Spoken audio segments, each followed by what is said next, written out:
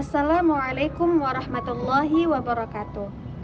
Perkenalkan, nama saya Khomsatun dari Universitas Islam Negeri Raden Intan Lampung dengan NPM 2011030281 dari Prodi Manajemen Pendidikan Islam kelas F semester 1. Pada kesempatan kali ini, saya ingin menyampaikan materi mengenai pengertian dan ruang lingkup fikih jinayah. Namun sebelumnya, jangan lupa like, komen, dan subscribe video ini ya. Semoga bermanfaat. Fikih jinayah atau jarimah dalam istilah hukum sering disebut dengan delik atau tindak pidana. Jinayah merupakan bentuk verbal noun atau masdar dari kata jana. Secara etimologi, jana berarti berbuat dosa atau salah. Dan secara terminologi, kata jinayah mempunyai beberapa pengertian. Seperti yang diungkapkan oleh Abdul Al-Qadir Audah bahwa jinayah adalah perbuatan yang dilarang oleh syara, baik perbuatan itu mengenai harta, jiwa, dan atau lainnya.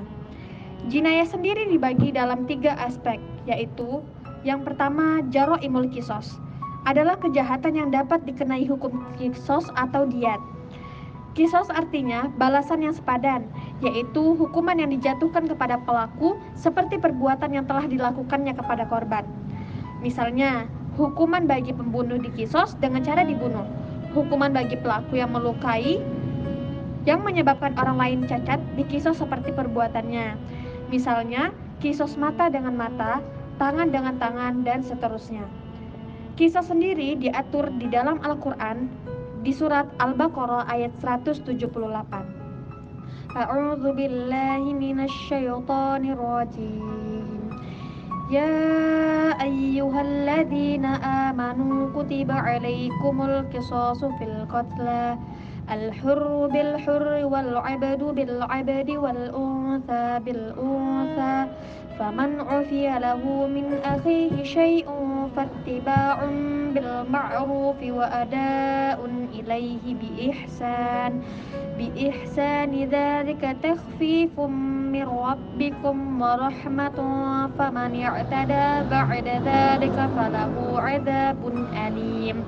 Yang artinya, hai orang yang beriman, diwajibkan atas kamu kisos berkenaan dengan orang yang dibunuh, orang merdeka dengan orang merdeka, hamba dengan hamba, wanita dengan wanita. Maka, barang siapa yang mendapatkan pemaafan dari saudaranya, hendaklah yang memaafkan mengikuti dengan cara yang baik, dan hendaklah yang diberi maaf membayar diat kepada orang yang memaaf dengan cara yang baik pula. Yang demikian itu adalah suatu keringanan dari Tuhan kamu dan suatu rahmat. Barang siapa yang melampaui batas sesudah itu, maka baginya siksaan yang pedih. Sedangkan diat adalah ganti rugi akibat dari suatu perbuatan pidana atau jinayah. Misalnya, orang yang membunuh dengan tidak sengaja dihukum dengan diat berupa memerdekakan hamba sahaya dan membayar 100 ekor unta kepada keluarga korban. Diat sendiri diatur di dalam Al-Quran, yaitu surat An-Nisa ayat 92. A'udzu billahi minasyaitonir rajim. Wa man qatala mu'minan khata'an fatahriru raqabatin mu'minatin wa diyatun musallamatun ila ahlih.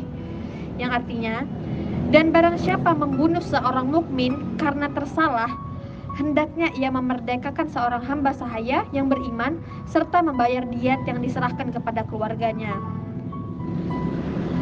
Yang kedua, yaitu jaro'imul hadad, adalah kejahatan yang dikenai had atau hudud. Dan yang ketiga adalah jaro'imul takzir, yaitu kejahatan yang dapat dikenai takzir. Ruang lingkup fikih jinayah. Yang pertama, tindak pidana yang dapat dikenai kisos atau diat. Tindak pidana yang termasuk dalam jinayah dan dapat dikenai kisos atau diat adalah pembunuhan. Definisi pembunuhan adalah perbuatan menghilangkan nyawa orang lain. Pembunuhan sendiri asalnya terbagi menjadi 2 macam, yaitu yang pertama, pembunuhan yang diharamkan, seperti pembunuhan karena permusuhan. Yang kedua, pembunuhan yang hak atau diperbolehkan, seperti pembunuhan dalam perang atau pembunuhan terhadap orang murtad yang diperkenakan hukum. Pembunuhan yang termasuk tindak pidana ada 3 macam, yaitu yang pertama, pembunuhan dengan sengaja. Pembunuhan yang disengaja adalah pembunuhan yang diniatkan atau direncanakan dengan menggunakan alat atau cara yang dapat menyebabkan orang lain terbunuh. Pembunuhan yang disengaja merupakan perbuatan yang diharamkan dan pelakunya memikul dosa besar atau kabair. Hukuman bagi pelakunya adalah setinggi-tingginya di kisos, yaitu dibunuh.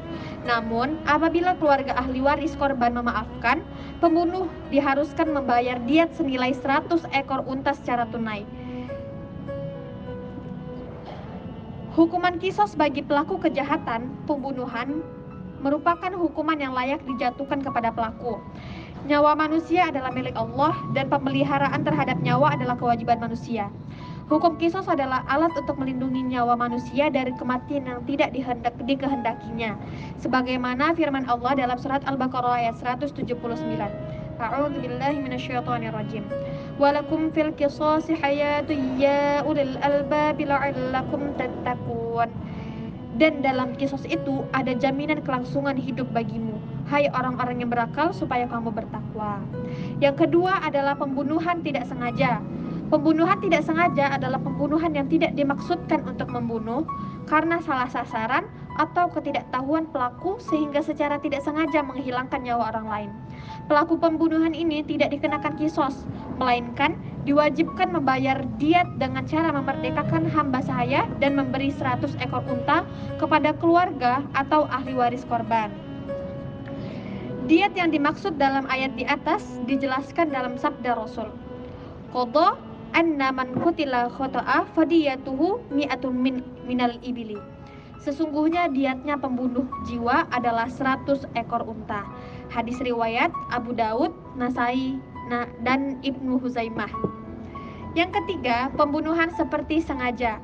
Pembunuhan seperti sengaja adalah pembunuhan yang dilakukan tidak sengaja dan tidak menggunakan alat dan cara yang dapat membunuh, dan yang secara kebiasaan tidak dimaksudkan hendak membunuh. Misalnya, seseorang memukul dengan lidi dan yang dipukul ternyata mati. Pelaku pembunuhan ini tidak dihukum kisos tetapi harus membayar diat. Poin yang kedua adalah keadilan dalam melaksanakan had. Tindak pidana yang dapat dikenai had adalah yang pertama, zina, homoseksual, lesbianisme, dan bestiality. Berzina termasuk dosa besar dan harus dihukum sesuai dengan ketentuan hukum. Dan ada dua macam kategori berzina, yaitu zina yang dilakukan oleh orang yang pernah menikah dan oleh orang yang belum menikah. Pelaku zina yang pernah menikah apabila terbukti dikenai hukuman setinggi-tingginya, yaitu rajam.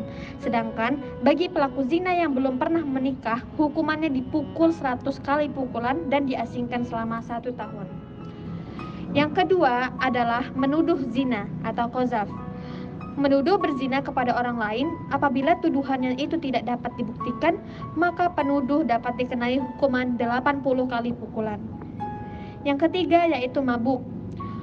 Khamar adalah minuman yang diharamkan. Orang yang meminumnya berdosa. Minum khamar di samping berdosa yang hukumannya ditentukan di akhirat, juga dalam masyarakat muslim dipandang kejahatan yang patut dihukum. Hukuman yang diberikan adalah hukuman jilid 40-80 kali. Yang keempat adalah mencuri.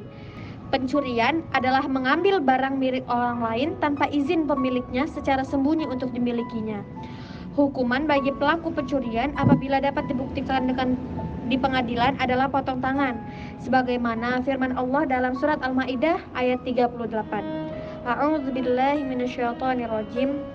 Was-sariqu was-sariqatu faqata'u aydiyahuma, yang artinya laki-laki yang mencuri dan perempuan yang mencuri, potonglah tangan keduanya. Mungkin itu saja yang dapat saya sampaikan materi mengenai pengertian dan ruang lingkup fikih jinayah pada kali ini. Semoga apa yang saya sampaikan bisa bermanfaat bagi semuanya. Dan saya tutup dengan wassalamualaikum warahmatullahi wabarakatuh.